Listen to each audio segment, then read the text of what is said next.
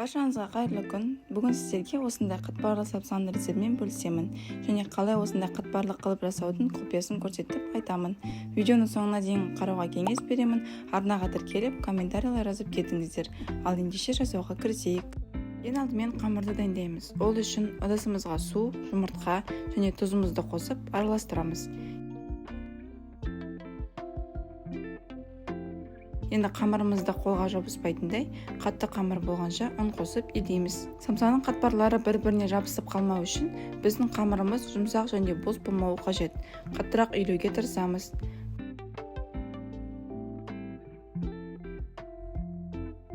Міне қамырымыз дайын болды. Қолға жабыспайтын қатты қамыр еледік. Енді осы қамырымызды шамамен 15 минуттай тындырып қоямыз.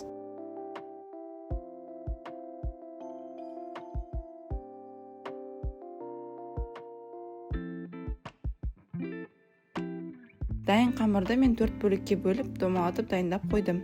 Қамырдың бөліктері көп болған сайын, самсаның қатпарлары да көп болады. Енді қамырды шамамен 15 минутқа тындырып қоямыз. Тынған қамырымызды бір бөлігін алып, біраз ұн сеуіп, жұқа болғанша оқтаумен жаямыз. Өте қатты қалың да және жұқа да болмауы керек. Қатты жұқа болса, самсаның қатпарлары бір-біріне жабысып қалады.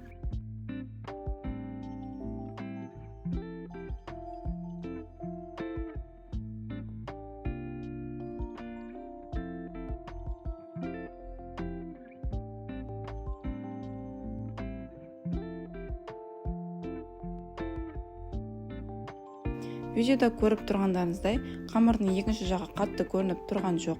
Шамамен осындай қалыңдықта қамырымызды жаямыз. Енді қамырдың үстінен ерітілген сары майымызды осылай кесочканың немесе қолдың көмегімен жағып шығамыз. Менде сары май 82,5%-ық, міндетті түрде жоғары сапалы сары май қолдану керек.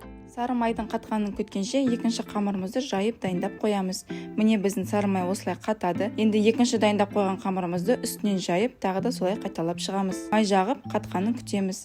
Сары майды көп жағудың керегі жоқ, өйткені қатты ұзарып және де сыртқа шығып, қатпарларымыз дұрыс шықпауы мүмкін. Майымыз қатты. Енді қамырды нығыздап орайтын боламыз. Қамырды бос орасаңыз, самсаның қатпарлары әдемі болмауы мүмкін. Сол үшін қамырды қатты нығыздап ораймыз. Орап болған қамырды шамамен 1 сағатқа тоңазытқышқа салып қоямыз. 1 сағаттан кейін қамырды тоңазытқыштан шығарып, салқын күйінде біркелкі бөліктерге бөлеміз. Менде 21 дана шықты. Мен біраз үлкендеу қылып істедім, ал сіздер өз қалауларыңыз бойынша кішіректеу қылып жасасаңыз да болады. Онда шамамен 30 данадай шығады. Қамырымызды міндетті түрде салқын күйінде кесеміз. Егер сары май еріп тұрған болса, онда қамырымыз бір-біріне жабысып, әдемі қатпарлар шықпайды. Қамырды бөліктерге бөліп, салмасын дайындағанша тағы да тоңазытқышқа салып қоямыз. Мен осы жолы тауық етінен салма жасадым. Тауық етін блендер немесе ет татқыштан өткізіп аламыз. Біраз асқабақ және көбіректеу жуаны қостым. Асқабақ пен жуаны ұсақтап турап, тауық етіне саламыз.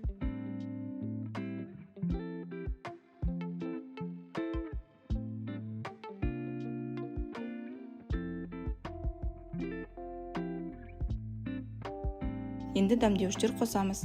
Дәміне қарай тұз, қара бұрыш, тәтті паприка, кептірілген базилик қостым. Қолмен жақсылап араластырамыз. Біздің самсаның салмасы дайын болды. Тоңазытқыштан қамырды шығарып, самсаны түйіп бастаймыз. Қамырдың үстінен біраз ұн сеуіп, жая бастаймыз.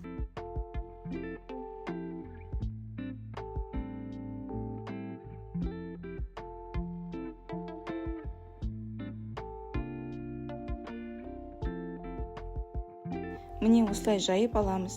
Қатпарларының бәрі көрініп, әдемі болып тұр.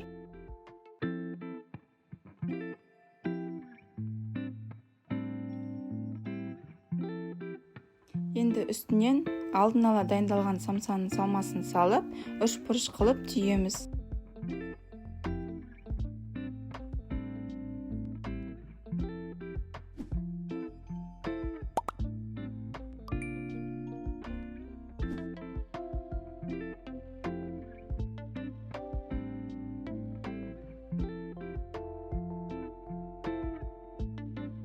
Самсаны түйіп жатқан кезде осылай бұрыш жақтарын біраз қысып қойдым.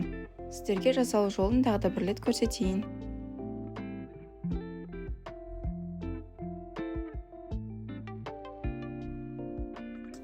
Дайын самсаларды пергамент қағазы төселген табаға саламыз.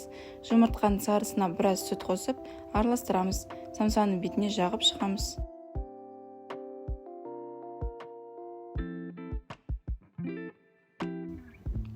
Мен біраз кунжут септім. Енді табамызды қызып тұрған пешке 180 градуста 30-35 минуттай пісіріп аламыз. Біздің қатпарлы самсаларымыз дайын болды. Көріп тұрғандарыңыздай, қатпарлардың бәрі көрініп, әдемі болып тұр. Өте дәмді және қытырлақ болып шықты.